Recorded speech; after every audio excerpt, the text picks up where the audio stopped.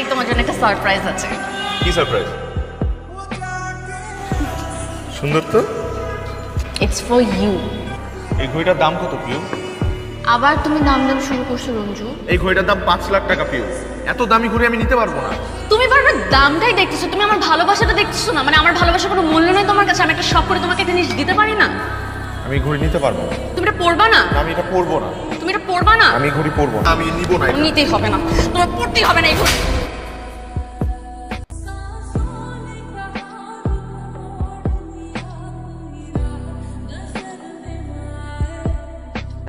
এখন পরছি, এই যে আমি ঘড়িটা পরছি, আমি কথা দিচ্ছি এই ঘড়ি আমি কখনো খুলবো না। রঞ্জন, শুনছিস কিছু? কি? গতকাল রাতে রনি সুইসাইড করতে নিছিল, হাসপাতালে নিছিল। আমি বাসায় নিয়ে এসে আমি দেখে আসলাম। তুই এই কথা আমার আগে বলবি না। রঞ্জু, পিউ আমার কথাটা শোনো, আমার কথাটা শোনো প্লিজ। পিউ আমার কথাটা শোনো। কেন শুনবো? কি শুনবো? প্লিজ আমার কথা শোনো। এই চাকরিটার জন্য আমার বন্ধুটা মরতে বলছিল। আমার বন্ধুটার বাবা পঙ্গু হয়ে 4 বছর ধরে বিছানায় শোয়া। ছোট ভাই বোনের পড়াশোনা বন্ধ হয়ে গেছে, বাসা ভাড়া দিতে পারছে না। আমার বন্ধুটা সুইসাইড করতে গিয়েছিল। ওর এই চাকরিটা খুব প্রয়োজন, খুব। এটা তুমি ইন্টারভিউ না দিতে যে তোমার বন্ধুকে পাঠিয়েছো। তোমার এই চাকরিটা হলে না আমি তোমাকে আমার বাবার সাথে দেখা করাতে পারতাম। এখন সবকিছু উল্টাপাল্টা হয়ে গেল। আমি নিজের যোগ্যতায় চাকরি খুঁজে বের করব। আসসালামু আলাইকুম। ওয়ালাইকুম আসসালাম। বসো বসো বসো। মা, কফির ব্যবস্থা করবে? শিওর, কেন বলবো না। কফির কথা বলে এসেছি। তোমার হাই অ্যাম্বিশনটা কি একটু বলবে? আপনার মেয়েকে ভালো রাখা। আমার মেয়েকে ভালো রাখতে গেলে you have to earn something. তুমি তোমার চাকরিটা তোমার বন্ধুকে দিয়ে দিয়েছো। ওই চাকরির কারণে আমার বন্ধুর পরিবারটা বেঁচে গেছে, তার জীবনটা বেঁচে গেছে। নিজে বাঁচতে গেলে আগে নিজের প্রয়োজনটা দেখতে হয়। কিন্তু তাই বলে কি আমাদের আপনজনের বিপদের সময় আমরা তাদের পাশে গিয়ে দাঁড়াবো না? জীবনটা এভাবে চালানো কঠিন হয়ে যাবে। লাইফের অ্যাম্বিশনটা হওয়া উচিত আমরা সুস্থ সুন্দরভাবে বেঁচে থাকবো এবং আমাদের আশপাশের মানুষজনকে নিয়ে বেঁচে থাকবো। বুঝলামই না, ড্যাড আমাকে পাঠাতে তোমার সাথে এমন কি কথা বলবো? তোমার ড্যাডের মনে হয় আমাকে পছন্দ হয় না।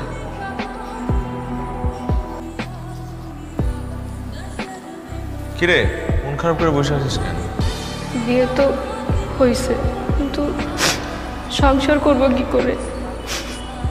আমার হাতে একটা টাকাও নেই।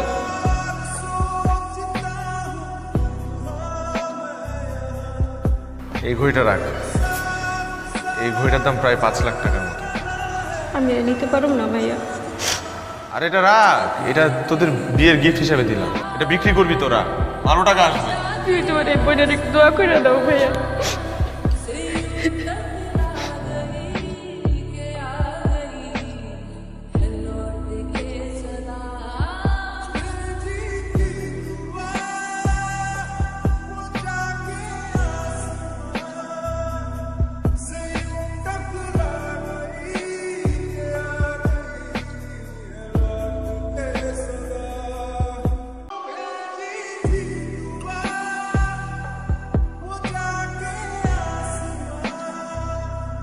কেন শুধু এখানে?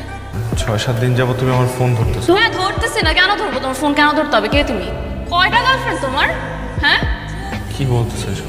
ও কিছু বুঝতে পারতেছো না কি বলতেছি না? ঘড়ি কই? হ্যাঁ এই কই? হাতের মধ্যে ঘড়ি নেই তো? খুব না বলছিলা সারা জীবন আমার দেওয়া ঘড়ি পরে থাকবা। ঘড়ি কই? ঘড়ি কই? বলতে পারছ না? হ্যাঁ তুই তুই আমার সাথে চিটিং করছিস কেন?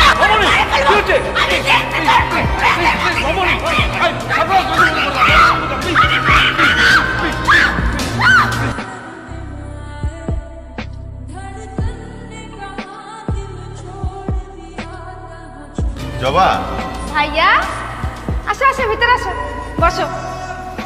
আচ্ছা তোরে যে আমি একটা ঘড়ি দিছিলাম, ওই ঘড়িটা কই? আরে ওই ঘড়িটা তো বিক্রি করছি। বিক্রি করে আমরা 3 লাখ টাকা পাইছি। এই বাসা নিছি আর নতুন একটা দোকান দিছি। কার কাছে বিক্রি করছিস? ওইটা তো আমি কইতে পারবো, এটা রতন কইতে পারবো। তুই আমার রতনের কাছে আমি নিয়ে যা, রতনের সাথে আমার কথা আছে।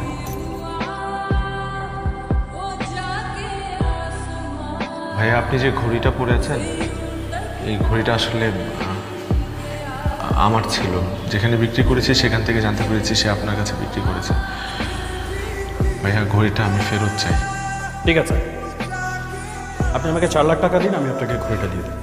আচ্ছা ভাইয়া, তাহলে কিছুদিন সময় দেন, আমি আপনার কাছে টাকা নিয়ে আসবো। তো এতগুলো টাকা কিভাবে জোগাড় করবেন?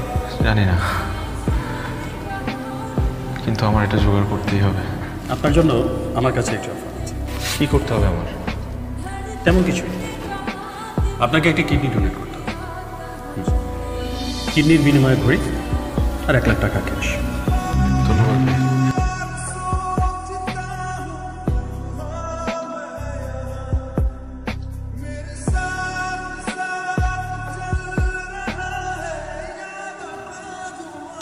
ভাইয়া, কি হয়েছে ভাইয়া তোমার? তুমি তো অনেক অসুস্থ। কিডনি অপারেশন হয়েছে। কি? কিডনি? কিডনিতে কি হয়েছে? আমারই তো কিছু কয় না। আমি তো তোমার বোন, আমারই কো।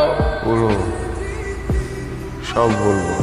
তার আগে তোরা কি আমার একটু মামা মামির বাসায় পাঠা।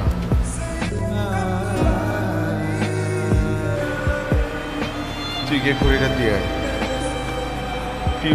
পিউটা দেখলে আমার কষ্ট হয়।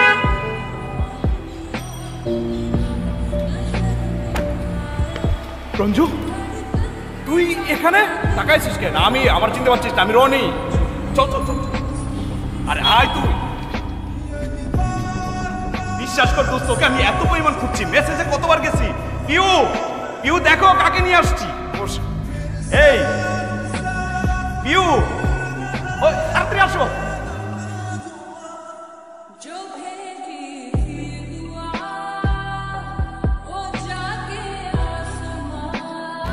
আসো আসো, দেখো কি আসছে আমার বাসায়। পিউ, এ হচ্ছে রঞ্জু, আমার সবচেয়ে কাছের। আর ও হচ্ছে আমি ভাইয়ার খালাতো বোন জবা। ওর জন্যই তো তোমার সাথে আমার পরিচয় হয়েছে। জানিস দোস্ত, তুই যে অফিসে আমাকে চাকরি দিচ্ছিলি, ওই অফিসে ওর মামার সাথে আমার পরিচয় হয়। তারপর মামার সাথে একটা ভালো সম্পর্ক তৈরি হয়। ওর মামা আমার সাথে ওর বিয়ে ঠিক করে, তারপরে তো বিয়েটা হয়ে যায় আমাদের মধ্যে। তুমি জানো, আমার আমার সবচেয়ে কাছের বন্ধু, আজকে যে চাকরিটা আমি করি এটা আমার ছিল। ও যদি চাকরিটা না দিত হয়তো আমি মারাই যেতাম।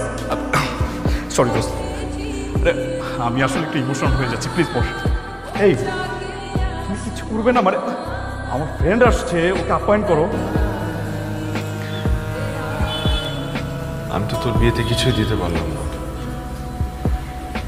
এই ঘড়িটা তোর বিয়ের গিফট। জানেন, এই ঘড়িটার পেছনে একটা গল্প আছে। তুই চুপ কর। ভাইয়া এই ঘড়িটার বিনিময়ে একটা কিডনি হারিয়েছে। কি দোস্ত? ও ও কি বলছে? বাট এই ঘড়িটা ভাইয়া ওনার গার্লফ্রেন্ড দিয়েছিল। ওনার গার্লফ্রেন্ড ওনাকে ভুল বুঝে খুব অপমান করে, আর ঘড়িটা ফিরিয়ে আনার জন্য ভাইয়া তার একটা কিডনি বিক্রি করে দেয়। মেয়েটাকে ওর অ্যাড্রেস দিয়ে আমি কথা বলবো। ভালোবাসার মানুষ কখনো নিষ্ঠুর হতে পারে না। ভালো থাকিস। আসি। আসি মানে? আজকে একসাথে খাওয়া দাওয়া করবো, দেন যাবি? না না, ভাইয়া অনেকদিন পর গ্রাম থেকে এসছে, আমার বাসায় আজকে খাওয়া দাওয়া করবো। ভাবি, আসি।